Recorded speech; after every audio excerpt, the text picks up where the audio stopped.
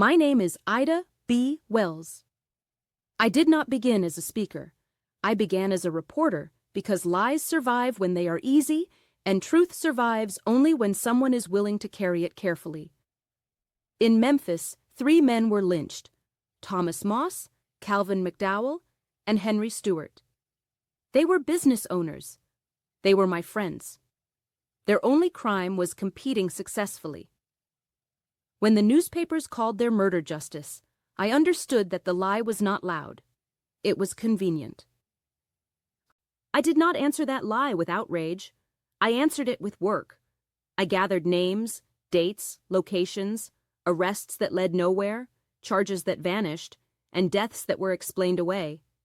I did not collect one story. I collected patterns. Patterns are harder to dismiss. For that work, my newspaper office was destroyed. I was told never to return. That was the moment the room closed. So I built another one. When I could no longer convene through my own press, I convened through trust.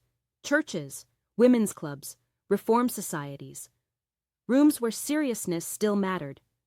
My writing traveled ahead of me.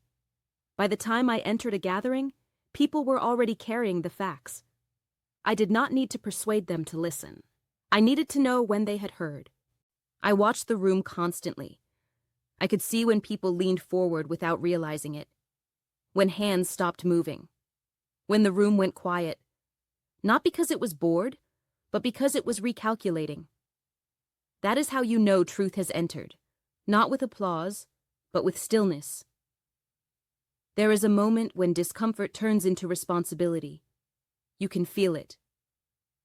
People stop looking for an argument and start looking inward. That is when I slowed down. I did not push harder. I stayed with the facts and let the room do its work.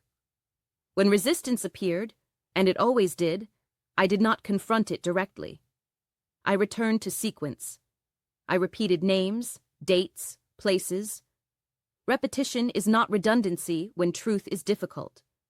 It is pressure applied evenly. Some wanted reassurance. Some wanted me to soften the edges. Some wanted to move on. I did not follow them. A gathering that rushes past recognition teaches people how to forget. What people felt when they left was not inspiration. It was weight. They carried knowledge they could not unknow. Jokes no longer landed easily. Silence followed them home. That silence was not emptiness. It was obligation. People say my work spread widely. It did not spread because it was exciting. It spread because people felt responsible for what they now knew. They did not say, "You should hear her." They said, "You need to know this."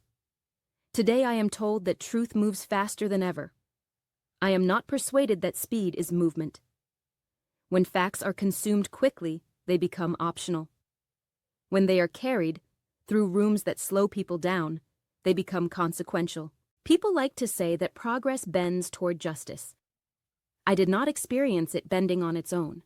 It moved because people kept reopening rooms that power tried to close.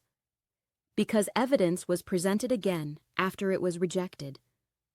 Because silence was no longer innocent once the truth had been heard. If you want truth to matter now, do not chase attention. Build gatherings that prepare people before they arrive, anchor them to evidence, and stay long enough to feel when the room has changed.